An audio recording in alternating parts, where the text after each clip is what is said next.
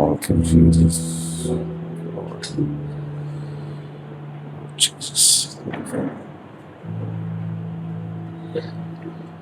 हम सब लोग मुझे लगता है कि ज़्यादातर बहुत सारी गुड फ्राइडे की मीटिंग्स अटेंड कर चुके होंगे और लंबा बैठने की हमें आदत है ना। 12 बजे से 3:30-4 बजे तक हैबिट है ही है। आज आपको लग रहा होगा इतना जल्दी कैसे हो रहा है भाई। कोई सोच रहे हो कि चलो कहीं और जाके आखिरी के 2 कल में सुन ले, छोड़ देंगे वहां कुछ टाइम से। एड्रेस भी दे देंगे चर्चेस का जो आसपास मिल जाएंगे आपको।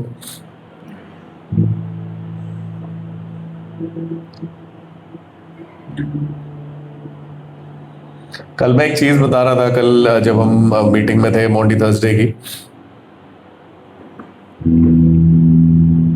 हमने अगर वो आखिरी का हिस्सा जो यीशु मसीह ने कल 3 काम किए, उसने प्रभु भोज तो किया ही, आप सबको पता ही है, लास्ट सपर, उसका कह लीजिए एक स्थापना की और बोला कि मेरी यादगारी में, do this in remembrance of me, उसने बोला मेरी यादगारी में ये किया करो। दूसरा काम उसने किया कि उसने चेलों के पांव धोए, और तीसरा काम जो हुआ है वो ये हुआ था कि उसने बागे गत्समनी में दुआ की। 3 चीजें मॉन्टी थर्सडे वाले दिन या एक दिन पहले, शुक्रवार से एक दिन पहले, ये तीनों चीजें हुई है।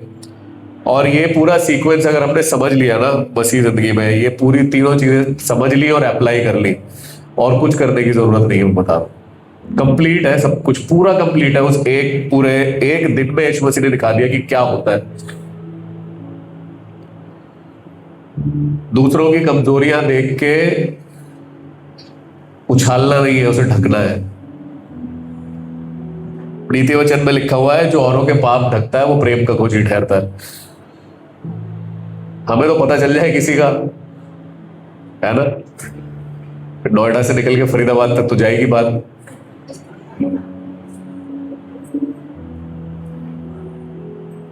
बाइबल में कुछ भी बात ना बेकार में नहीं लिखी।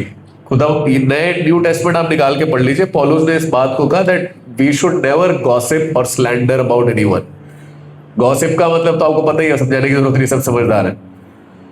स्लैंडरिंग का मतलब ये होता है कि जब किसी के कपड़े उतार रहे होते हैं ना बातों से, उसके घर में तो ऐसा, उसके घर में तो वैसा, वहां तो ऐसा, वहां तो ऐसा, उसको बोलते हैं स्लैंडरिंग। और ये शरीर के काम होते हैं। ये जब सोचते नहीं है ना बोलने से पहले किसी के बारे में बुरा, तो हमको ये नहीं समझ में आता कई बार, आपको जितना खुदा बाप प्यार करता है ना उतना ही उसे भी करता है। कल ही हमने इस बात को सुना ना कि we are all adopted children of Jesus. तो जिसकी कीमत आपके बराबर है उसके बारे में बोलने से पहले भाई सोचो तो सही ना थोड़ा। जब उसने अपने चेलों को अपने नीचे लेवल का नहीं समझा, उसको पता था यहूदा मुझे बिकवा देगा, उसको पता था पतरस अभी मना करने वाला, 3 बार इनकार कर देगा छोटी सी लड़की से डर के, उसको पता उसके पीछे थोमा भी चल रहा है, थॉमस भी चल रहा है, जो हमेशा शक करता रहता है, सवाल करता है, सवाल जवाब करता है। और चेले हैं, और चेलों की कुछ झंझट लिखे हुए हैं। जिस यूहन्ना ने प्रकाशित वाक्य लिखा आखिरी में, उसकी एंट्री पता है कैसे हुई है बाइबल में? उसका पहला शब्द जब्दी के पुत्र यूहन्ना और याकूब, उनके बारे में पहली टेस्टिमनी या पहला उनका इंट्रोडक्शन क्या दिया गया है? गुस्से में कह रहे हैं, आप कहो तो सही, आसमान से अभी बिजली कड़कवाता हूं, सबको मरवाता हूं। ये इंट्रोडक्शन है यूहन्ना और याकूब का। यीशु मसीह को मेरी और आपकी कमजोरी से ना सरप्राइज नहीं लग रहा, अरे इसने ऐसे कर दिया, नहीं, उसने मुझे बनाया है और मैं क्या करने वाला हूं ना जिंदगी भर, शुरू से लेके अंत, उसे सब कुछ पता है, सब कुछ पता है। और जब उसने ये वाली बात बोली कि जैसे मैंने तुम्हारे पांव धोए वैसे तुम भी एक दूसरे के पांव धो, तो वो ये कह रहा है कि भाई जिंदगी में बहुत चैन मिल जाएगा, बहुत शांति आ जाएगी अगर दूसरों की कमजोरियां, दूसरों के गुनाह, दूसरों के घर के कलेश इग्नोर करो और मेरी तरफ देखते रहो। और अगर पता चल भी जा रहा है ना कि कहीं पे कुछ हो रहा है, कहीं पे झंझट है, कहीं पे कमी है, घटी है, किसी को पैसे की दिक्कत है, कहीं बीमारियां चल रही है, कहीं घर कलेश चल रहे हैं, तो उनके लिए बैठ के दुआ कर लो rather than gossiping. That is true Christian life.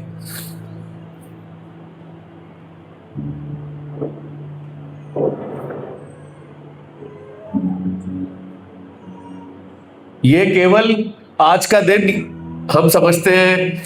मैं तो क्योंकि बहुत ट्रेडिशनल चर्च में पला पड़ा हूं, मैं अगर ऐसे चला जाता ना गुड फ्राइडे वाले दिन, मुझे बाहर से बाहर निकाल देते हैं, जो मैंने आज कपड़े पहने हुए हैं। गुड फ्राइडे वाले दिन जैसे रेडी आई है ऐसे आ सकते थे आप। ये पुरानी है ना, ये चुन्नू जैसे बैठे हैं हमारे, पूरे ब्लैक में आओगे, अलाउ नहीं करेंगे, वरना अजीब सा ही होता था भाई साहब, लगता था कहां आ गया हूं मैं। पूरे फुल ब्लैक में आओगे आप। और हम तो क्योंकि बहुत छोटे थे, 8-9 साल के, जितना किड हुआ है, इतनी एज से मैं कुछ कुछ करने लगा था चर्च में, सेवकाई के काम करने लगा था। 3-3.5 घंटे की धूप में मैं कैंडल पकड़ के खड़ा कर दिया जाता था। आज चल रहा है भाई साहब, कुछ हो रहा है, मोमबत्ती पिघल रही है, पुराने मसीहों को याद आ रहा होगा लड़कों के साथ क्या क्या होता है। और मजे की बात पता है क्या है, मुझे एक मजेदार बात उस समय की आज तक याद है, वो ये है, पूरा बहुत सारे लड़के होते थे, है ना, सेवा के लिए बहुत सारे लड़के होते हैं ट्रेडिशनल चर्चेस में। तो मॉन्टी थर्सडे वाले दिन इन लड़कों के पैर धोते थे प्रीस्ट, सबको बिठा देते थे और पहले ही बोल दिया था, बेटा बदबू नहीं आ रही है तुम्हारे पैरों से, अच्छे से धो के आना। क्योंकि आपको पता ही है, जवान बच्चे, टीनेजर्स, अजीब ही स्मेल होती है इनके पैरों में, खासतौर से लड़कों के। पहले ही बोल दिया जाता था और सबके जूते आधे घंटे पहले उतरवा दिए जाते थे, किसी के ऊंच नीच हो तो पूरा बाथरूम साफ करके आओ। फिर पादरी साहब आके सबके पैर धोते थे, एक करके नीचे टब रखा जाता था, वो सारी चीजें अभी तक याद है मेरे को। ये एक दुनियावी आदमी कुछ काम करने की कोशिश कर रहा है और इतना कलेश है उसके पीछे। यीशु मसीह ने कुछ भी नहीं देखा, जैसे बैठे हो वैसे ही बैठो, मैं नहीं चेक कर रहा किसके पैर गंदे हैं, किसके पैर में मिट्टी लगी है, कहां से क्या हो रहा है। And he just started washing the feet and he still does it this till this day. आज तक वो यही कर रहा है। मुझे किसी के मसले से मुसीबत हो सकती है, मुझे किसी के पाप पता चल जाए तो मुझे दिक्कत हो सकती है, हो सकता है मैं अपना बिहेवियर चेंज कर लूं, हो सकता है मैं उससे ठीक से बात ना करूं, इग्नोर करूं, पीछे हट जाऊं। यीशु मसीह नहीं है ऐसा, वो ढूंढते हुए जाता है। हालेलुया, वो ढूंढते हुए जाता है, यही तो मेरे और आपके लिए, वरना होप क्या है फिर दुनिया में, होप तो है ही नहीं। गुड फ्राइडे वाले दिन सारे लड़कों में आपस में झगड़ा हो जाता था एक बात को लेके कि क्रॉस कौन उठाएगा। प्रॉपर झगड़ा हो जाता था। मेरी तो हाथापाई तक हुई है किसी से। बाहर चर्च के लड़ रहे हैं, मुंह से लात बज रहे, क्रॉस में उठाऊंगा नहीं, तू उठा, चल रहा है। वही मारामारी आज भी है, किसको पोजीशन ज्यादा मिल गई चर्च में, किसकी तारीफ ज्यादा हो गई, किसने ज्यादा हासिल कर लिया, किसके नाम के आगे एल्डर लग गया, किसके नाम के आगे पास्टर लग गया। इसी बात के मसले आज भी चल रहे हैं। वो बचपने के थे, अब थोड़े बड़े के हो गए।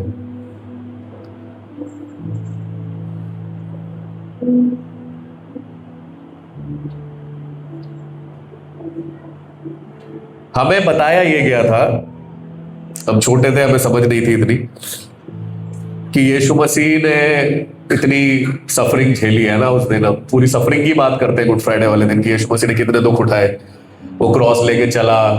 और हम जिस चर्च में पले बड़े, वहां पर 7 कलमे नहीं होते थे, वहां पर बहुत एक्सप्लेनेशन के साथ, बहुत डिटेल के साथ 6-6 घंटे की सर्विस होती थी। एक एक चीज बताई जाती थी कि वो क्रॉस लेके चला, फिर वो गिर गया, फिर एक आदमी ने आके उसकी मदद करी क्रॉस उठाने में। पढ़ा है ना अपने सबने ये वाले किस्से पढ़े कि एक आदमी ने आके उसकी क्रॉस उठाने में मदद करी, फिर वो कहीं और रुक गया।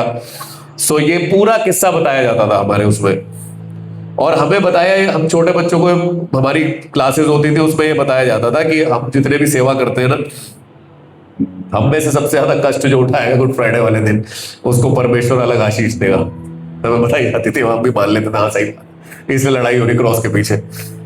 1 घंटे बाद फिर चक्कर आ रहे होते थे उसी लड़के को, भरी धूप में बाहर बैठे, हम तो एसी में बैठे हुए हैं, ओपन एयर मीटिंग होती थी। कई बार अप्रैल में ईस्टर पड़ता है बिल्कुल बीच में जाके, आपको पता होगा, डेट से मिड अप्रैल की गर्मी में, सड़ी गर्मी में 40-42 डिग्री टेम्परेचर में ओपन ग्राउंड पे हो रही है, एक लड़का क्रॉस लेके खड़ा हुआ है और 12 लड़के साथ में कैंडल लेके चल रहे हैं। सब मीटिंग के बाद दिखा रहे हो, देख हाथ छिल गया मेरा, ये देख यहाँ मुंह गिरा पड़ा है, यहां से खून निकल रहा है, सब दिखा रहे हैं, एक दूसरे कंपटीशन चल रहा है किसने ज्यादा तकलीफ उठाई। पर मैं आपको एक बात बताता हूं, ये तो कोई छोटी बात है ही नहीं, इस पे तो खैर हम चर्चा जितना कर ले उतना कम है कि परमेश्वर ने हमारे लिए कितना दुख उठाया। पर हमें ये समझना जरूरी है, जो हम समझ नहीं पा रहे ना इतने सालों से, कि वो सारी तकलीफ, वो सारा झंझट, वो सारे इतने घंटों का इशू मेरे और आपके लिए था। इस बात की रियलाइजेशन नहीं है कई बार हमको।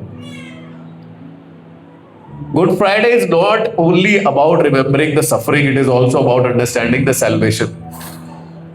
उद्धार को तो समझे कि भाई ये सारा कलेश, सारे इतने घंटों का जो हुआ है वो मेरे लिए हुआ है personally, and how many times do I remember this and how many times do I forget about it. कितनी बार हमें याद रहता है और कितनी बार हम भूल जाते हैं कि मेरे और आपके लिए किया गया है ये। यीशु मसीह ने इतने प्रचार किए, भीड़ में प्रचार किया, बहुत बड़ी बड़ी भीड़ में प्रचार किया, बहुत से लोग आते थे, वो अपने चेलों को अलग से प्रचार करते थे, अलग लेके बैठे रहते थे, इतने प्रचार किए। पर उनका सबसे बड़ा प्रचार जो टुकड़ों में हुआ है, कभी 3 शब्द बोल दिए, कभी 2 शब्द बोल दिए, कभी 4 बोल दिए, ये आज हुआ है।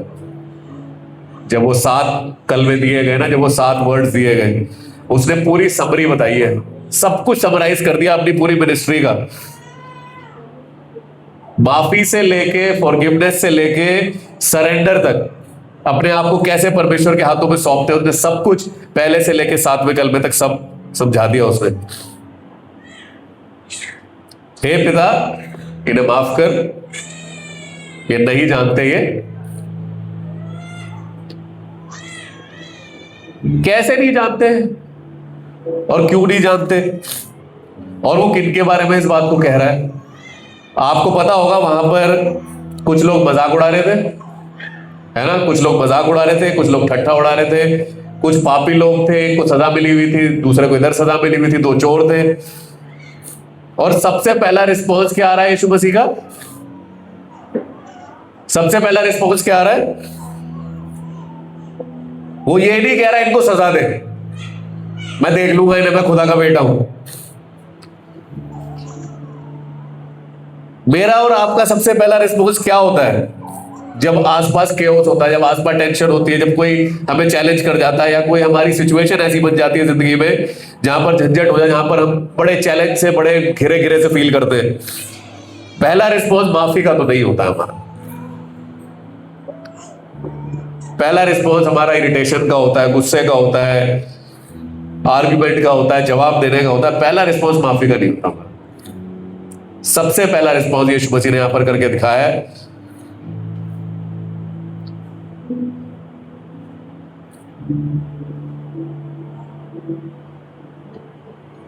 हम अनुग्रह जिंदगी में ना, मुझे बड़ा दुख होता है, मैं सच बता रहा हूं।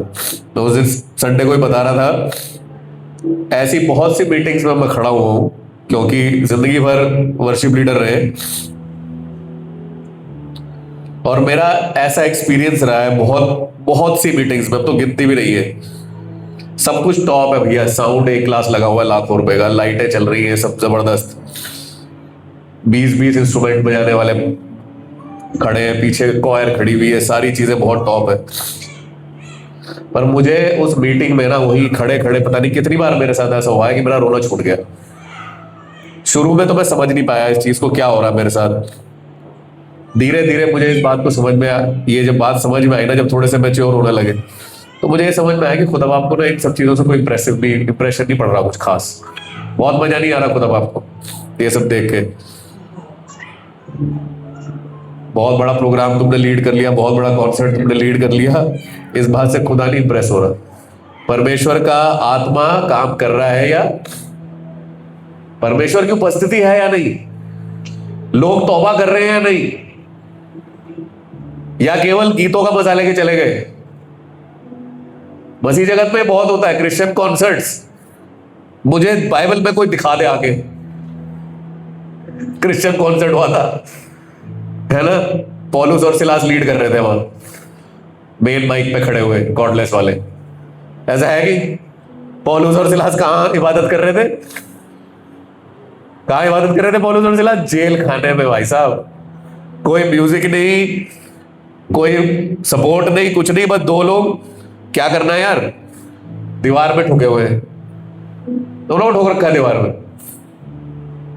पौलुस ने सिलास से पूछा होगा कैसे करे हुए हो गए तो आज काम तो अच्छा करने निकले थे, प्रचार किया, दुष्ट आत्मा निकाली, पनिशमेंट मिल गई। बताओ, किस्सा यही है। काम करके आ रहे, परमेश्वर का पनिशमेंट मिल गई, दीवार पे ठोक दिया गया। दोनों एक दूसरे से डिस्कस करोगे अब क्या करना है, क्या करना है, अब यहां से निकल तो सकते नहीं, आओ आओ इबादत करें। हालेलुया। जब ठुके हुए हो दीवार पे कर सकते हो क्या इबादत? उस समय उनको रिजल्ट थोड़ी पता था। मैं और आप इतने खुश नसीब लोग हैं, मैं आपको सच बताऊं, इतने खुश नसीब लोग हैं, हमें रिजल्ट पता है हर चीज का, उन लोगों को नहीं पता था। अभी मैं ईस्टर पे 2-3 चेलों की बुराई करूंगा खड़े होके, करनी पड़ती है, हर पादरी करता है कि पतरस वापस लौट गया, वो वापस लौट गया, पर भाई उन्हें पता नहीं था यीशु वापस आने वाला है। उन्होंने यीशु को दुख उठाते हुए और क्रूस पर लटके हुए देखा है, मरा हुआ देखा है, कि उन्होंने उसकी बॉडी उधाड़ी है वहां से क्रूस से और ले जाके कब्र में रख दिया। उन्होंने उन हालातों में देखा। मैं और आप इतने खुश नसीब हैं, हमें पता है कि खुदा जिंदा हो गया है। Hallelujah. We are more blessed than those people. पौलुस और सिलास की बात कर रहा हूं। पौलुस और सिलास जब वहां पर आराधना कर रहे थे ना, उन्हें नहीं पता था आगे क्या होने वाला है। उनको लगा भाई मरने तो वाले हैं, लास्ट डे है, चलो आराधना कर लेते हैं। That is the response. मेरा और आपको क्या रिस्पॉन्स होता है? विपरीत परिस्थिति में हमारा क्या रिस्पॉन्स होता है? उसका रिस्पॉन्स था मैं तो आराधना करूंगा, वर्शिप करूंगा, होता रहे। उनको नहीं पता था कि उनकी आराधना आसमान को हिला देगी। हालेलुया। उनको नहीं पता था कि वो आराधना करेंगे और उनके तो टूटेंगे ही टूटेंगे, वहां पर भूकंप आ जाएगा और सारे जितने बाकी लोग थे उन्हें भी छुड़ा लिया। हालेलुया। मैं इसलिए हर बार बोलता हूं, I am so possessive about worship. Irritation होती है, गुस्सा खा जाता हूं मैं वर्शिप को लेकर, क्योंकि मुझे पता है कि हम लोग ना कई बार रियलाइज नहीं कर पा रहे कि आराधना में कितनी सामर्थ्य है। मैंने अपनी जिंदगी के सारे बड़े मिरेकल्स आराधना में होते देखे हैं, सारे बड़े से बड़े, एक से एक। कई मैं बता भी नहीं सकता ना, मैं बताता हूं क्यों, पर्सनल है बहुत।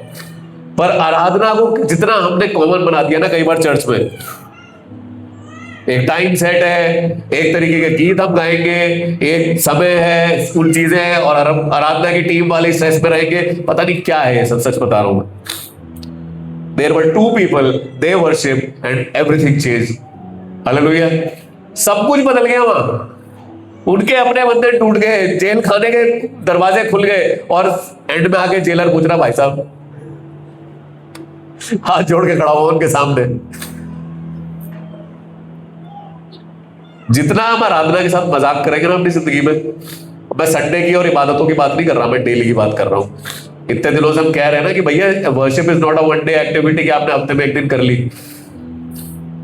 हफ्ते में एक दिन खाना खाते हैं क्या हम लोग?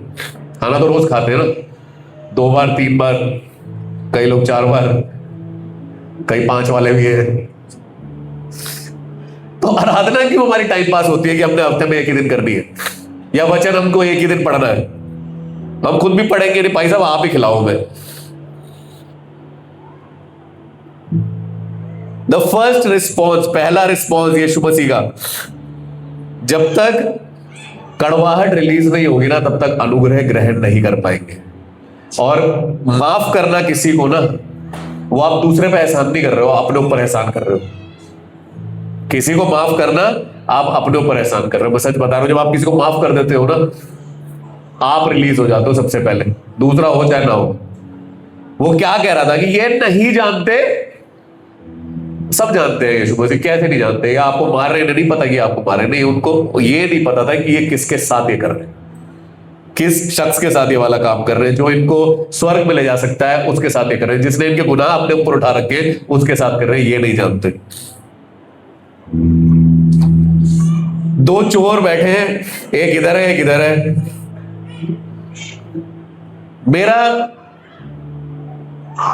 मेरी समझ ये कहती है, कोई भी मां के गर्भ से चोर पैदा नहीं होता, है ना? कोई भी मां के गर्भ से क्रिमिनल पैदा नहीं होता। इवन क्रिमिनल के घर में जो बच्चा पैदा होता है ना, वो भी क्रिमिनल नहीं होता उस टाइम पे। मुझे बहुत ज्यादा डीपली ये चीजें पता है, क्योंकि मैं जब छोटा था तो मैं ऐसी संगति में रहा हूं। मैं ऐसे लोगों को जानता हूं बहुत क्लोजली, पॉलिटिकल पार्टी के लोग हैं, उनको पता है क्योंकि हम ऐसे बैकग्राउंड के लोग हैं, हमारे घर में बंदूकें गोलियां ये सब रहती है, उनको पता है कि मेरा बच्चा भी रिस्क पर रहेगा, तो उन्होंने अपना बच्चा ऑस्ट्रेलिया भेज दिया। उन्हें पता है मैं तो कभी भी निपट जाऊंगा इससे अच्छा। वो क्रिमिनल भी अपने बच्चे के बारे में सोचता है कि भैया ये दोनों जो क्रिमिनल बन गए, ये दोनों जो चोर बन गए, ये दोनों जो इस हालात में पहुंच गए कि इन्हें क्रूज पे लटका दिया गया। सोचिए आप में से बहुत से लोगों को ये वाली बात पता होगी कि ये सबसे बुरी मौत मानी जाती थी, पता है ना? सबसे बुरी पनिशमेंट उस जमाने में मानी जाती थी क्रूज की मृत्यु, सबसे ज्यादा बेइज्जती वाली, सबसे ज्यादा सीरियस वाली, सबसे बुरे गुनाह के लिए। तो ये नॉर्मल चोर तो नहीं होंगे, इन्होंने मारा भी होगा किसी ना किसी को, मर्डर भी किया होगा, छीना झपटी भी करी होगी, गंदे काम भी करे होंगे, तब जाके इन दोनों चोरों को ये वाली क्रूज वाली मौत मिली है। तो दोनों के साथ कुछ तो हुआ ही है बचपन से, है ना? दोनों का कुछ ना कुछ तो बैकग्राउंड रहा है। वन फाइन डे तो इन्हें आओ भाई तुम्हें चोर की नौकरी दे, चलो, ऐसे थोड़ी है। कुछ ना कुछ हुआ है उसके साथ, छोटे से उसके साथ हुआ, जब 5 साल का था कुछ हुआ है, फिर 10 साल की उम्र में उसके साथ कुछ हुआ है, धीरे धीरे धीरे करके वो ऐसी सिचुएशन में पहुंचा है कि अब वो यीशु मसीह के पड़ोस में लटका हुआ है। दोनों की कंडीशन सेम है, दोनों चोर हैं। जब उसने, दोनों चोर ने, और मैं समझता हूं कि इन दोनों चोरों से ज्यादा ब्लेस्ड कोई नहीं था, आशीषित कोई नहीं था। आप कहेंगे भैया कैसी अजीब सी बात कर रहे हो, इनसे ज्यादा आशीषित कोई नहीं था। इन्होंने अपने कानों से यीशु मसीह के आखिरी शब्द सुने, सबसे नजदीक थे ये दोनों। दोनों चोरों ने सुना कि यीशु मसीह ने आते ही सबसे पहले कहा, हे पिता इन्हें माफ कर। सबसे पहला जो शब्द यीशु मसीह ने बोला, दोनों चोरों ने सुना ना, पर एक बदल गया और दूसरा। मेरे और आपके साथ कलीसिया में बहुत लोगों के साथ यही होता है, वचन सेम होता है, प्रचार सेम होता है, आराधना सेम होती है, प्रभु की उपस्थिति सेम होती है, एक बदल के जाता है, एक अपनी ढिठाई में वापस जाता है। सही कह रहा हूं गलत कह रहा हूं? Same message which can save somebody, it offend someone else. एक ही प्रचार में कोई बुरा मान जाएगा, आज तो हमें कह दिया इन्होंने, ओ भाई फिर आए क्यों? अपने नहीं सुनने आए हो ना, या पड़ोसी के लिए? पौलुस जब चिट्ठियां लिख रहा था तो सीधी सीधी बात लिखता था कि भाई हमारे चर्च में ये हो रहा है। हम तो आज के डेट में तो डायरेक्ट हो ही नहीं सकते, पॉसिबल ही नहीं है इस कल्चर में।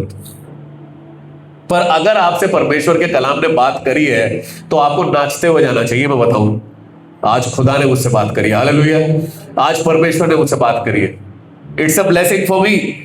दो चोर, एक बदल गया, तुरंत उसने कहा मैं क्या करूं? उसने कहा कुछ नहीं, कोई बपतिस्मा लेने की जरूरत नहीं, टाइम ही नहीं है। अब कहा जाए तुझे लेके बपतिस्मा देने, आज ही तो मेरे साथ, hallelujah. No perfection needed, only a changed heart. तो बता रहा हूं ना, सबसे बड़ा मौजा आपके दिल का बदलना है। और दिल का बदलना ना एक ऐसा इवेंट है जिसमें हम परमेश्वर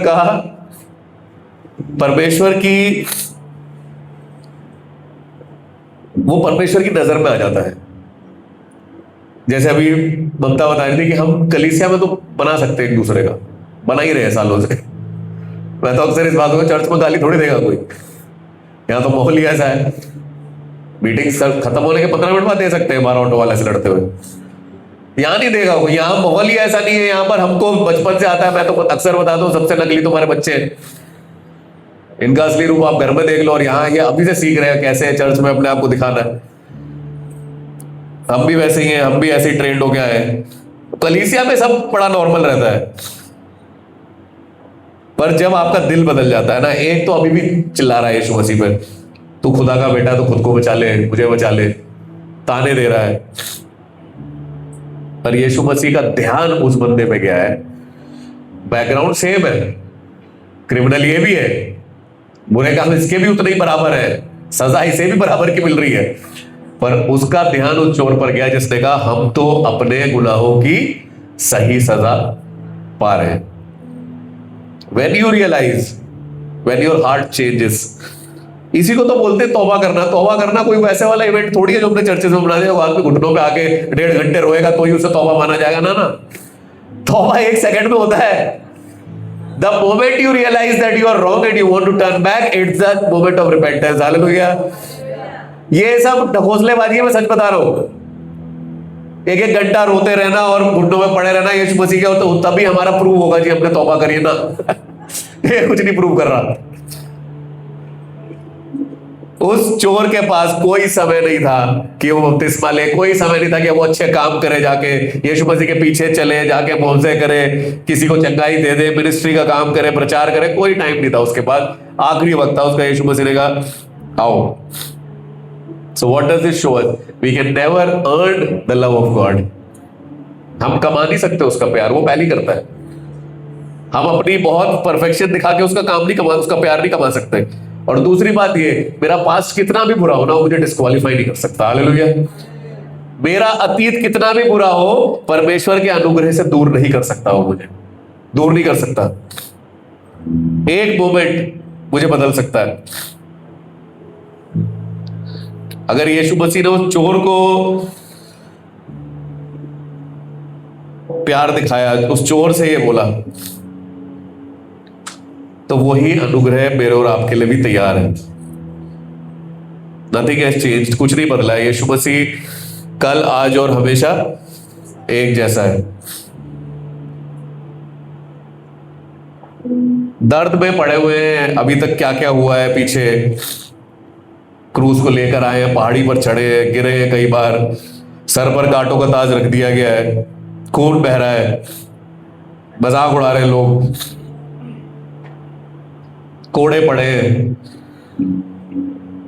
और इस परिस्थिति में सबसे पहले तो कह रहे हैं कि इनको माफ कर, फिर अब क्या कह रहे हैं?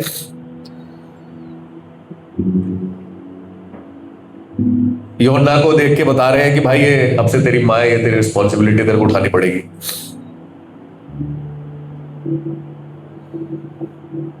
दुख तकलीफ में सबसे पहला काम पता है हम क्या करते हैं? अपनी जिम्मेदारियां छोड़ देते हैं। मुझे कोई नहीं पूछता है ना, मैं कहां जाऊं अपना सर लेके, मैं किसके पास जाऊं अपना स्ट्रेस रिलीज करने, मुझे कोई नहीं पूछता। यीशु मसीह हमें आज यहां दिखा रहे हैं, in his suffering he had time to think about others, दूसरों के बारे में। शुरू से लेकर आखिरी तक सब कुछ दूसरों के बारे में ही है। उनको माफ कर, तू मेरे साथ स्वर्गलोक में होगा, यूहन्ना ये तेरी माँ है। सब कुछ दूसरों के बारे में, अपने बारे में सोच नहीं रहा वहां तकलीफ में। We cannot be selfish and then be called a Christian. खुदगर्ज भी हो और अपने आप को मसीह कहे, मैच नहीं करता। बिल्कुल सेल्फलेस लाइफ जीते मसीह के पीछे चलने वाले लोग। अपना नुकसान हो जाए कोई दिक्कत नहीं, दूसरे को बचाना है।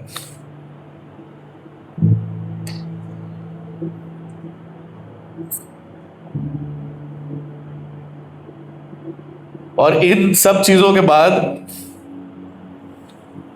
जब हो गया सब कुछ, जिम्मेदारी बांट दी, माफी दे दी, सैल्वेशन के बारे में बता दिया, तो जोर की आवाज में लिखा है बाइबल में, in a loud voice he said, बड़ी जोर की आवाज में उसने इस बात को कहा कि हे मेरे परमेश्वर, 2 बार, हे मेरे परमेश्वर तूने मुझे। फर्क देख रहे हैं आप एक चीज का? फर्क ये है, आज तक जो यीशु मसीह आसमान के खुदा को अपना पिता बुला रहा था, यहां पिता नहीं बोला उसने। This is something that we need to understand, ये हमें बहुत समझना जरूरी है। यहां उसने पिता नहीं बोला, उसने बोला परमेश्वर। उसने वो ये भी बोल सकता ना, पापा क्या हो रहा है, अब और कितनी देर।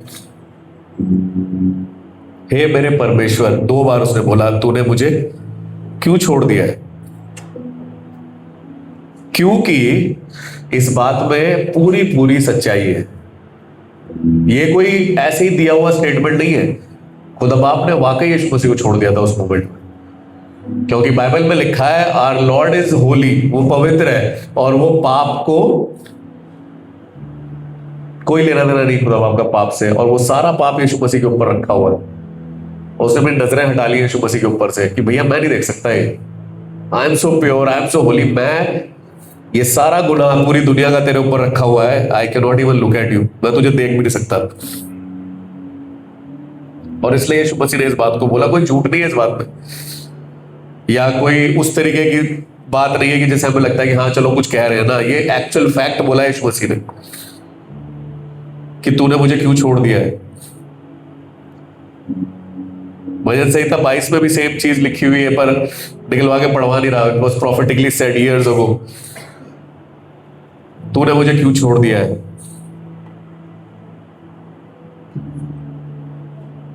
वो छूट गया, उसको खुदा बाप ने थोड़ी देर के लिए छोड़ दिया ताकि मुझे और आपको कभी परमेश्वर ना छोड़े। हालेलुया। उसने जो झेला है ना, उसके बेनिफिट्स आज हम उठा रहे हैं। हमारा डार्क मोमेंट भी ना, जिंदगी का डार्केस्ट मोमेंट, ऐसे मोमेंट जो शायद हम कभी जिंदगी में किसी को कह ना पाए, ऐसी हमने काम कर दिए हो जिंदगी में जो हम किसी से शेयर नहीं कर सकते, हमको शर्म आती है उन बातों पे। मैं आज आपको बताना चाहता हूं कि उस ये कुछ भी ना हमें डिस्क्वालीफाई नहीं कर सकता परमेश्वर के अनुग्रह से, कुछ भी। हो सकता है हमें अपने आप से नाराजगी हो कई बार, ये मुझसे क्या हो गया। हो सकता है हम बहुत कोशिश करते हो परमेश्वर में बढ़ने में, पर हम रुक जाते हैं क्योंकि हम अपने शरीर से लड़ रहे हैं, अपनी आदतों से लड़ रहे हैं, अपने फ्लैश से बहुत लड़ रहे हैं, बहुत झगड़ा हो रहा है, हमारा खुद के अंदर ही एक मुठभेड़ हो रही है। पौलुस ने भी इस बात को कहा है नए नियम में कि मेरा पाप से झगड़ा, मेरी पाप से मुठभेड़ जिंदगी भर होती रहेगी। मैं भी कोई छूटा नहीं हूं कि मैं जस्ट बिकॉज कि मैं परमेश्वर का खादिम हूं, मैंने कलीसियां स्थापना कर दी, मैंने चिट्ठियां लिख दी, इतना सब कुछ मैं खुदा के लिए कर रहा हूं, पर इसका मतलब ये नहीं है कि शैतान मुझे छोड़ देगा। टेम्पटेशन तो मेरे ऊपर भी आएगी, आजमाइश मेरी भी होगी, मैं दूर नहीं हूं। और कह रहा है इस बात को कि जो मैं करना चाहता हूं मुझसे होता ही नहीं है, कई बार जो बिल्कुल भी नहीं चाहता वही होता है मेरे से। तो बाइबल हमें क्या सिखा रही है कि बाइबल मेरे और आपके जैसे लोगों से ही भरी हुई है, कोई वो नहीं है। योर डार्केस्ट मोमेंट, आपका बिल्कुल नीचे गिरा हुआ, नीचे लगा होना जिंदगी में, ये नहीं दिखा रहा कि परमेश्वर वहां नहीं है। परमेश्वर है और आपको उठा लेगा। हालेलुया। मोमेंट्स आएंगे, यीशु मसीह की जिंदगी में भी तो आए ना, यीशु मसीह की लाइफ में भी तो आया इतना डार्क मोमेंट जहां खुदा नहीं छोड़ दिया उसको। मैं फिर कह रहा हूं, हम खुश नसीब लोग हैं कि हमें पता है कि वो मुर्दों में से जी उठा है। हमको पता है, हम रिजरेक्शन डे, ईस्टर हम मना रहे थे सालों से, उस समय के लोगों को कुछ नहीं पता था। सैटरडे को आज तक हम कहते हैं ना साइलेंट सैटरडे, चुप बैठे हुए सारे, समझ ही नहीं आ रहा क्या करना है भाई लाइफ में। 6 लोगों को कुछ समझ नहीं आ रहा, जिस बंदे के पीछे चल रहे थे, बोझे हो रहे थे, एंजॉय कर रहे थे, 5000 लोग खाते थे, फिर हमारे भी टोकरे बन जाते थे, हम भी जा रहे, हम भी एंजॉय कर रहे हैं साथ साथ। लाजर को बताओ, अभी कुछ दिन पहले लाजर को मुर्दों में से निकाल दिया यार यीशु मसीह ने, हद हो गई। और उसके बाद भी सब इतने डिस्करेज हो गए कि सब भाग गए।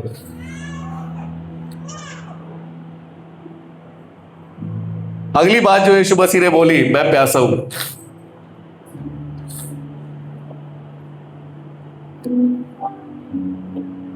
यीशु मसीह पूरा परमेश्वर था, पर बाइबल में लिखा है कि वो पूरा मनुष्य भी था। He was fully God and fully man। तो हम लोग जो कई बार क्रिश्चियन वर्ल्ड में इस बात को बोलते ना रहे, वो तो खुदा है, उसको क्या पता हमारी तकलीफ का।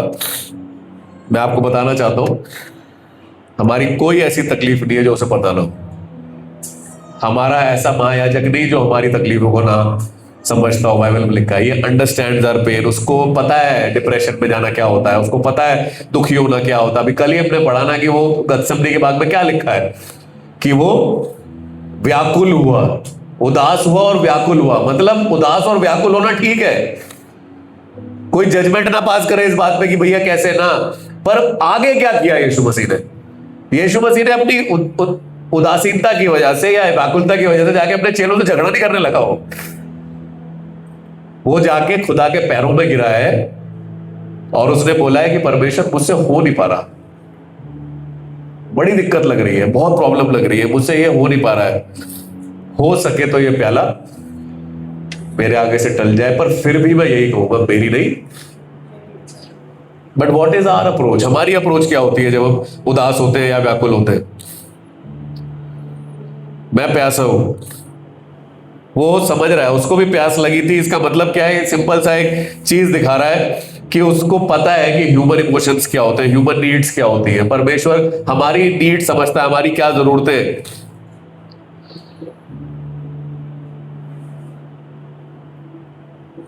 इंग्लिश में 2 वर्ड्स हैं, सिंपैथी और एम्पैथी। सिंपैथी वो होती है हम किसी का दुख देख के हम सिंपैथाइज करते हैं, अरे यार बड़ा बड़ा दुख हुआ। एम्पैथाइज वो होता है जब आप खुद समझते हो दूसरे की problem. That is called empathy, understanding the other person issues. और वो तभी होता है जब आप उन जूतों में चले हो, उन रास्तों पे चले हो।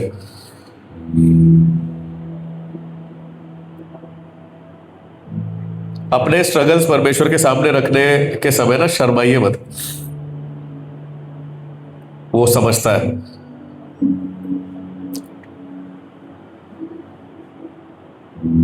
ग्रीक का एक वर्ड है, यूनानी भाषा का वर्ड, आप सबको शायद पता भी होगा, टेटेलेस्टाई, जिसका मतलब होता है इट इज फिनिश्ड, पूरा हो गया। एक ही वर्ड था, उसी के ट्रांसलेशन है। और इसका ना मतलब क्या होता था? पेमेंट हो गई है पूरी तरीके से। उस समय के शब्दों के हिसाब से बता रहा हूं, पेमेंट पूरी तरीके से हो चुकी है। जब बिजनेसमैन लोग ये वर्ड यूज करते थे तो कहते भाई तेरे से जो उधारी ली है पेमेंट कर दी पूरी, तेरे से जो सामान खरीदा तेरी पूरी पेमेंट हो गई है। मिलिट्री में जब ये वर्ड यूज करते थे तो तब यूज करते थे जब हम जंग जीत चुके हैं, बैटल हैज बीन वन, टेटेलेस्टाई, ऐसा बोला जाता था। और नौकरों और मालिक के बीच में ये वाली बात बोली जाती थी। जब कोई नौकर आता था आपके घर में झाड़ू पोछा करके बर्तन करके चला जाता तो बोलता है टेटेलेस्टाई, मेरा काम पूरा हो गया। दिस इज द वर्ड, इसके ये मायने हैं। मेरे और आपके पाप की जो सजा है ना, उसकी पेमेंट पूरी हो चुकी है। हालेलुया, पूरी पेमेंट हो चुकी है। पाप के अगेंस्ट जंग वो जीत चुका है।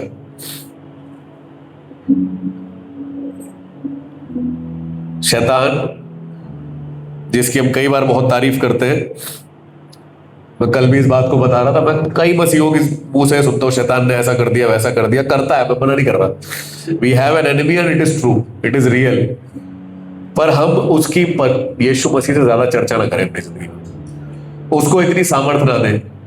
मसीह लोगों को कभी भी ना शैतान की इतनी चर्चा नहीं करनी चाहिए कि यीशु से ज्यादा आप दिखा रहे हो, खुदा से ज्यादा पावरफुल है क्या वो? यीशु मसीह से ज्यादा पावरफुल है वो, हमारा दुश्मन है। बात बाइबल में लिखी हुई है, बाइबल में है, मैं मानता हूं। वो हर मसीह को गिराने की कोशिश करेगा, मुझे गिराने की कोशिश करेगा, आपको गिराने की कोशिश करेगा, पर उसके अंदर खुदा बाप से ज्यादा सामर्थ्य नहीं है। He is not more powerful than God. उसको हरा दिया ना यीशु मसीह ने। तू क्या कर सकता था आखिरी? तू पनिशमेंट ही तो दे सकता है ना। लोगों को उनके गुनाहों की सारी पनिशमेंट उसने अपने ऊपर ले ली। क्रूस कोई ट्रेजेडी नहीं है, ये जीत है हमारी। हालेलुया, ये जीत है।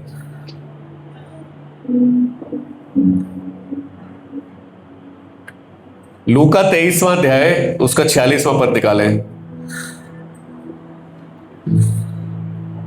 कोई पढ़े से। लूका 23वां अध्याय उसका 46वां पद, 46। और यीशु ने बड़े शब्द से पुकार कर कहा, हे पिता, मैं अपनी आत्मा तेरे हाथों में सौंपता हूं। और ये कहकर प्राण छोड़ दिए। फर्क देख रहे हो आप? अभी क्या बोला था थोड़ी देर पहले? हे मेरे परमेश्वर। अब क्या कह रहा है? बात बदल गई है। ध्यान दिया हमने इस बात पे? अभी परमेश्वर बोल रहा था, अब वापस आ गया है, वापस पिता वाले बच्चे वाले मोड में आ गया है। और ये कब आया है? काम पूरा हो चुका है, इट इज फिनिश्ड। अब मैंने अपना काम पूरा कर दिया है, मैंने इनके गुनाहों की सजा अपने ऊपर उठा ली है। पापा अब वापस आने दो, तेरे हाथों में अपनी आत्मा सौंपता हूं। अभी थोड़ी देर पहले कह रहा था कि मुझे तूने क्यों छोड़ दिया है, अब कह रहा है मैं तेरे हाथों में अपनी आत्मा सौंपता हूं। ये मसीह जिंदगी है, दिस इज क्रिश्चियन लाइफ। एक मोमेंट पे आपको लगेगा परमेश्वर ने आपको छोड़ दिया है, एक मोमेंट पे आपको लगेगा यार सब कुछ कलेश हो रहा है जिंदगी में, कुछ भी ठीक से नहीं चल रहा। और फिर वही परिस्थिति जब एक हफ्ते बाद ठीक हो जाएगी ना, तो हम बैठ के हंस रहे होते हैं, यार खामखा ही कलेश काटा। है ना? यही मसीह जिंदगी है। Surrender is not weakness. अपने आप को परमेश्वर के हाथों में सौंपना कमजोरी नहीं है। एक अधीन जिंदगी, परमेश्वर की अधीनता में जीना, यह विश्वास की जिंदगी होती है, फेथ की जिंदगी होती है। यीशु मसीह ने यहां करके दिखाया है कि मौत, मर रहा हूं मैं क्रूस पर फिर भी मैं ही कंट्रोल में हूं भाई, शैतान नहीं है। हालेलुया। जब हमें लग रहा हो ना कभी कभी जिंदगी में कि सब खत्म हो रहा है भाई साहब, सब खत्म हो गया, सब एंड हो गया, सब दिक्कत हो रही है, ये डिप्रेशन, वो वाली परेशानी, तो भी आप इस बात को समझना, क्रूस पे भी ना यीशु मसीह कंट्रोल में थे, शैतान नहीं था कंट्रोल में। लिखा है उसने अपनी मर्जी से अपनी जान दी है। किसी ने ली नहीं, उसने खुद बोला ना, कोई मेरी जान नहीं ले सकता। खुद बोला उसने यूहन्ना में, कोई मेरी जान नहीं ले सकता, मैं अपनी मर्जी से देता हूं। बार बार मैं इस बात को पिछले 2-2.5 महीने से रिपीट कर रहा हूं कि विश्वास की जिंदगी और लॉजिक का आपस में कोई लेना देना नहीं है। कई बार मसीह होने के नाते, विश्वासी होने के नाते ना, ऐसी बातें घटेगी हमारे साथ, ऐसी चीजें होंगी, ऐसे काम हमें करने पड़ेंगे, लॉजिकली और दिमाग से और तरीकों से देखा जाए तो समझ में नहीं आएगा वो। यही विश्वास, अगर सब कुछ लॉजिक से और सब कुछ चीजों से रिजल्ट पता होके करना होगा ना, हिसाब जोड़ के ऐसे का वैसा, वैसे का वैसा, उसको आप फेथ की लाइफ नहीं कह सकते हो। Faith life is a risky life. Abraham को उसने क्या बोला? निकल भाई, हो गया तेरा, ऐसी जगह पर जा जहां मैं तुझे दिखाऊंगा। कुछ नहीं पता कब अब्राहम कहां जा रहा है, कुछ नहीं मालूम, डजंट नो एट ऑल।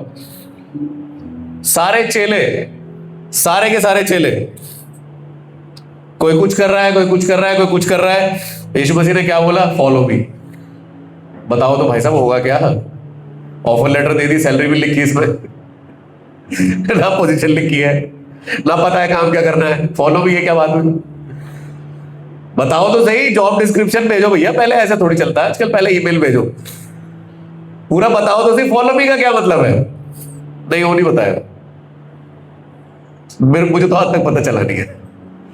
मुझे बहुत साल हो गए खुदा के पीछे चलते हुए, कब कहाँ ट्रैक बदल जाता है, कब कहाँ नई चीजें करने को खुदा कह देता है, कब, बहुत डिटेल में जाऊंगा, बहुत टाइम लग जाएगा, पर मुझे तो आज तक पता नहीं चला करना क्या है।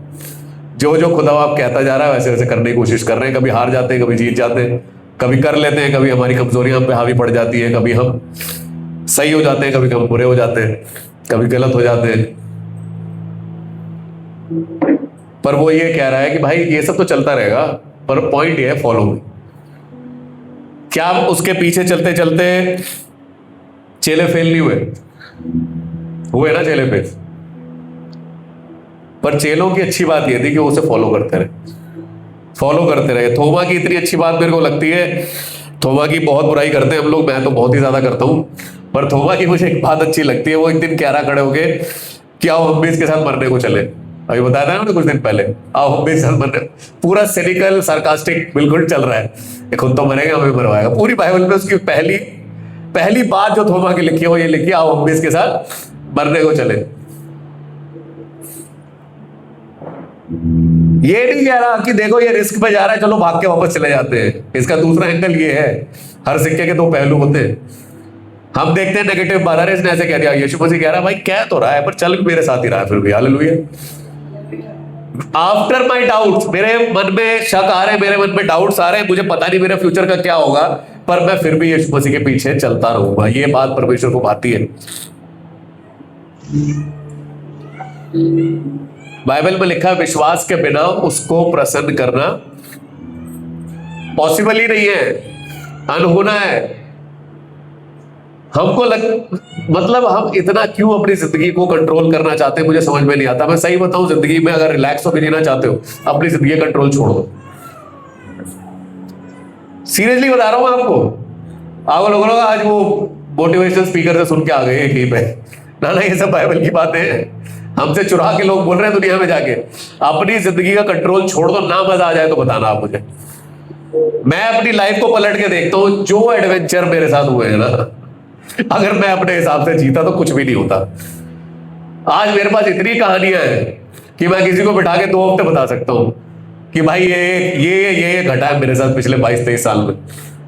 मैं और मेरे एक दोस्त बैठे हुए थे कुछ दिन, मैं कह रहा यार तुम किताब लिखना, मैं कहा लिखूंगा, अपने नाम से नहीं लिखूंगा पर क्योंकि बहुत सारे ऐसे एक्सपीरियंस हैं जिनमें मुझे बहुत प्राउड नहीं है।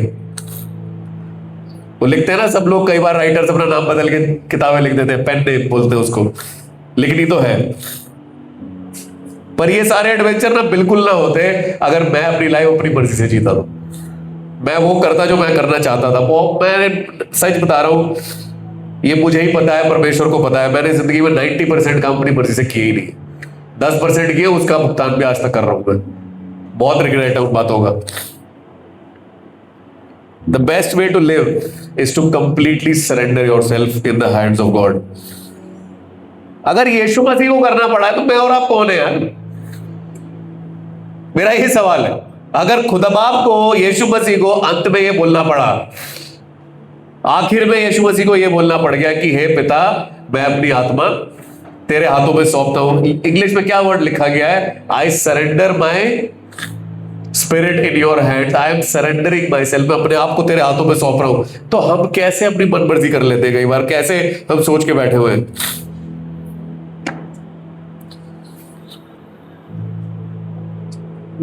द सेफेस्ट प्लेस, सबसे सेफ प्लेस ना उसके हाथ है, तेरे हाथों में लिखा है ना, तेरे हाथों में। यीशु मसीह ने अब खुदा के हाथों में, परमेश्वर के हाथों में अपने आप को सौंपा है। मुझे और आपको भी उसके हाथों में अपने आप को सौंपना जरूरी है। माफी, अनुग्रह, रिश्ते, ये सब समझता है परमेश्वर। हमारा दुख समझता है, हमारी तकलीफ समझता है। उसने हमें जीत दी है।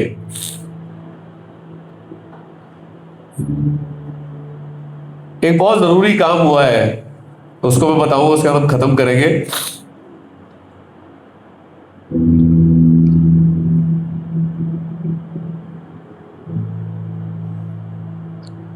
लिखा है, ये आखिरी बात उसने बोली अपने मुंह से, और उसके बाद क्या हुआ? मंदिर का पर्दा ऊपर से नीचे तक फट गया। मंदिर का पर्दा ऊपर से नीचे तक फट गया। ये क्या दिखा रहा है?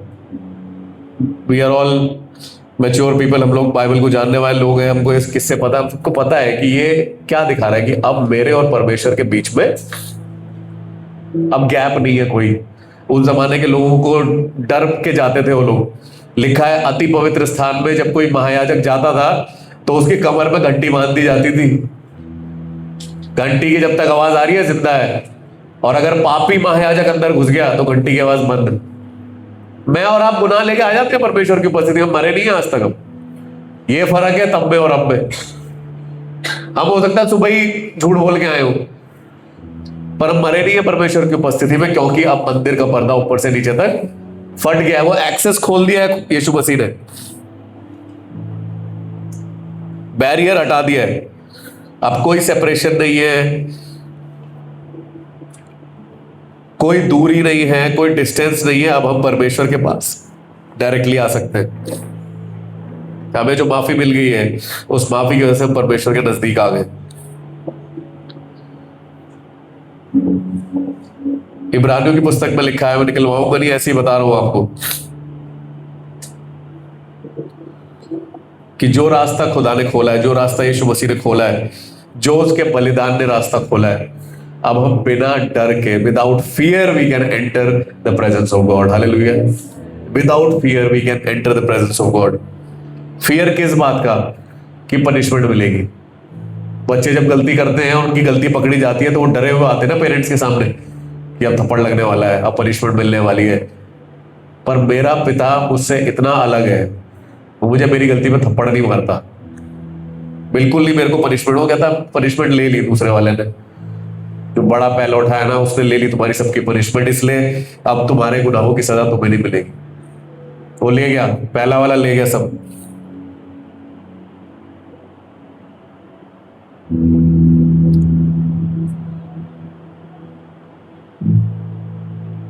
इतने सालों की सेवकाई में ना मुझे लगता है हम यही मैसेज नहीं समझ पा रहे हैं कि यीशु मसीह ने हमारे लिए किया गया है।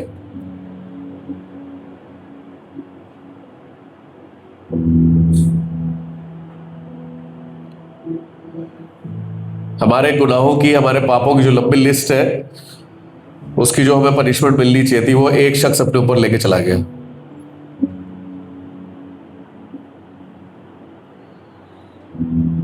और हमको कई बार ना तो उसकी सेवा अच्छी लगती है, ना उसका कलाम अच्छा लगता है, ना उसकी आराधना अच्छी लगती है। हम केवल नुक्स ढूंढने में अपना समय बर्बाद करे जा रहे हैं कई बार। ये ठीक नहीं है, वो ठीक नहीं है, ये ऐसे नहीं होना चाहिए, वो वैसे नहीं होना चाहिए। अगर मेरी नजर उसकी क्रूस पे है ना, अगर मेरी नजर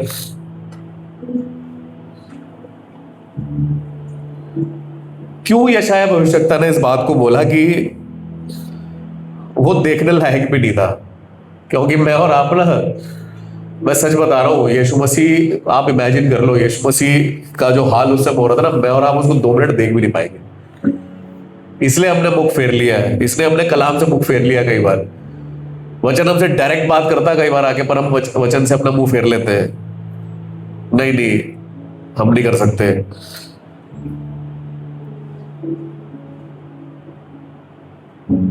उसने जो वह खत्म किया है ना, उसने बोला पूरा हुआ, इट इज फिनिश्ड। अगर वो पूरा ना होता ना, तो मैं और आप शुरू ही नहीं हो पाते। उसने जो एंड किया है उसकी वजह से तो हम लोग जिंदा जिंदा हैं। उसने जो एंड किया उसकी वजह से ही हम अपनी जिंदगी में कुछ कर पा रहे हैं।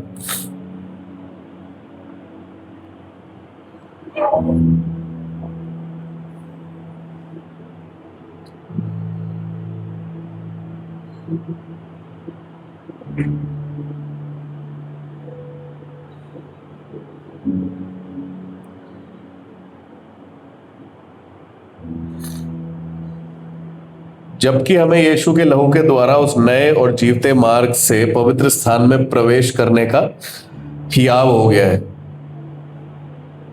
इब्रानियों की पुस्तक उसके 10वें अध्याय से पढ़ रहा हूं मैं। उसकी उपस्थिति में जाने का हियाव मिल गया है, कॉन्फिडेंस मिल गया है, because of his blood, the blood of Jesus. जो उसने पर्दे, कर्टन, पर्दे अर्थात अपने शरीर में से होकर, वो जो पर्दा फटा है ना, वो उसका शरीर है, अपने शरीर में से होकर हमारे लिए अभिषेक किया है। और इसलिए कि हमारा ऐसा महान याजक है जो परमेश्वर के घर का अधिकारी है।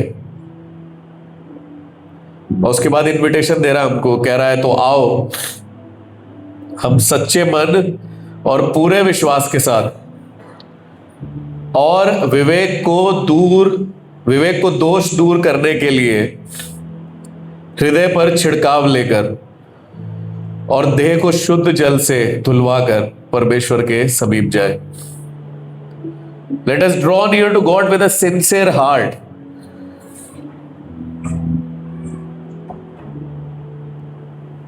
with the full assurance that faith brings.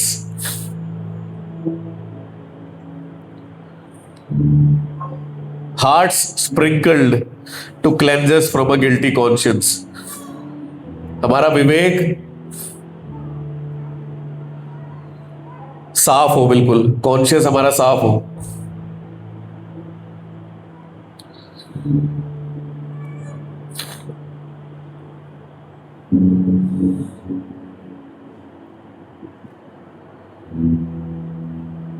इससे पहले कि हम दुआ करें, मैं आपको ना चाहता हूं हम लोग सब अपनी आंखों को बंद करें थोड़ी देर। Let's close our eyes. और मैं आपको एक सीन दिखाना चाहता हूं।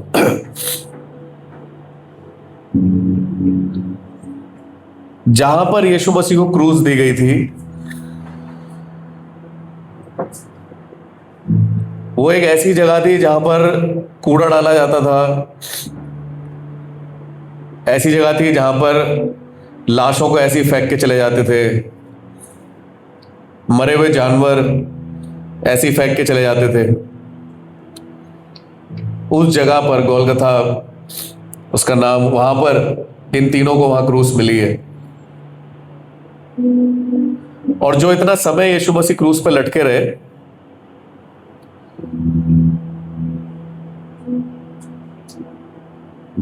मृत्यु किसी की जब क्रूस पर होती थी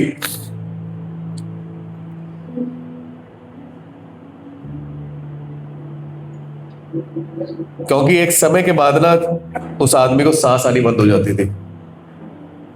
बहुत कोशिश करता था वो, जिसको भी क्रूस मिलती थी कि वो उचक उचक के सांस ले, क्योंकि वो लटका हुआ होता था। पर यीशु मसीह के साथ बहुत सी चीजें हुई, उसकी हड्डियां तोड़ दी गई,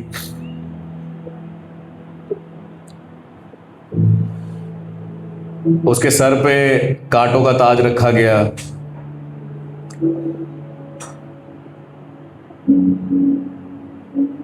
मारा गया, हड्डियां तोड़ने की कोशिश की गई, माफ कीजिएगा, पर वो लटका रहा, मेरे और आपके लिए सांस लेता रहा, लटका रहा। और उस समय में उसने हम सबके लिए सब बातें बोली है। आज परमेश्वर के बलिदान को समझे, understand his sacrifice, understand what the Lord has done for me.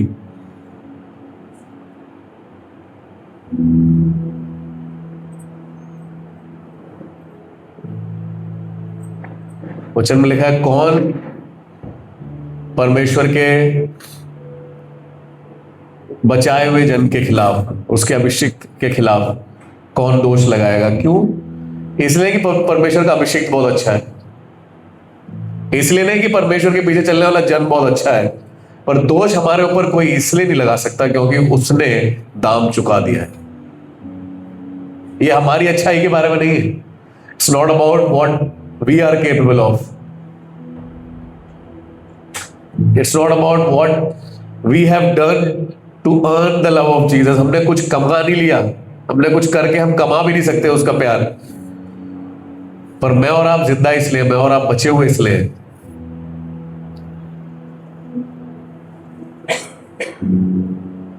क्योंकि उसने दाम चुकाया है। He has paid the price. He has done everything for me. Jesus, you're worthy. Let's reflect on this for a little while. थोड़ी देर, आज बहुत जल्दबाजी में मीटिंग खत्म नहीं करना चाहता हूं। I want to give you this time to reflect for some time. थोड़ी देर सोचें इस बारे में कि हम हर साल इन चीजों को याद करते हैं, इन बातों को याद करते हैं, यीशु मसीह के बलिदान को याद करते हैं, पर इन सब चीजों से क्या मेरी जिंदगी में फर्क पैदा हुआ है? या क्योंकि मैं मसीह हूं, मैं क्रिश्चियन हूं, तो मुझे जाना है, मुझे मीटिंगों में बैठना है, मुझे इबादतों में बैठना है, मुझे कलाम सुनना है, मुझे गुड फ्राइडे की मीटिंग अटेंड करनी है, मैं बस इसलिए कर रहा हूं? या मेरी जिंदगी में उसके लहू की सामर्थ दिखाई पड़ती है? क्या मेरी जिंदगी में जब मैं गलती करता हूं तो मैं माफी मांगता हूं परमेश्वर के पास जाकर? क्या जब कोई और मुझे सताता है तो क्या मैं उसे माफ कर पाता हूं?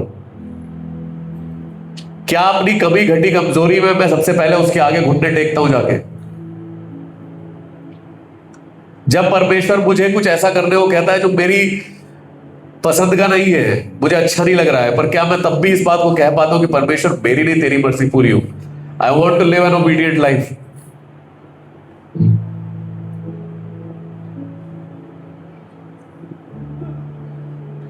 थोड़ी देर जांचे अपने आप को। Lord Jesus, you're worthy, Jesus.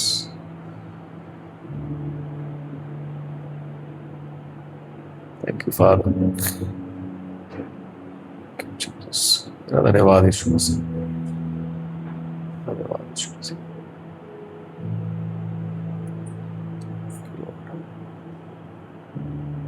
Thank you, Father. You're worthy to be praised. You're worthy to be honored. Love you, Jesus. आइए थोड़ी देर खड़े हो जाए अपने स्थानों पर।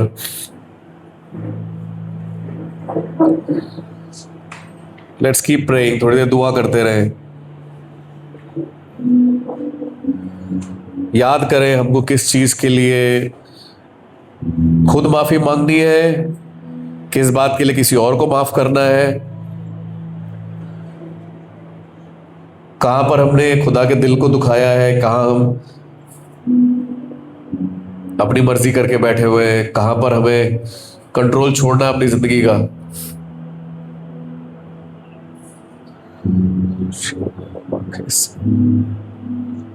लेट्स सरेंडर, अपने आप को परमेश्वर के हाथों में सौंपे। जैसे यीशु मसीह ने कहा अंत में कि हे पिता, मैं अपनी आत्मा तेरे हाथों में सौंपता हूं।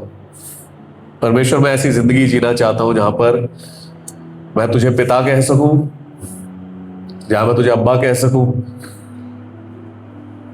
और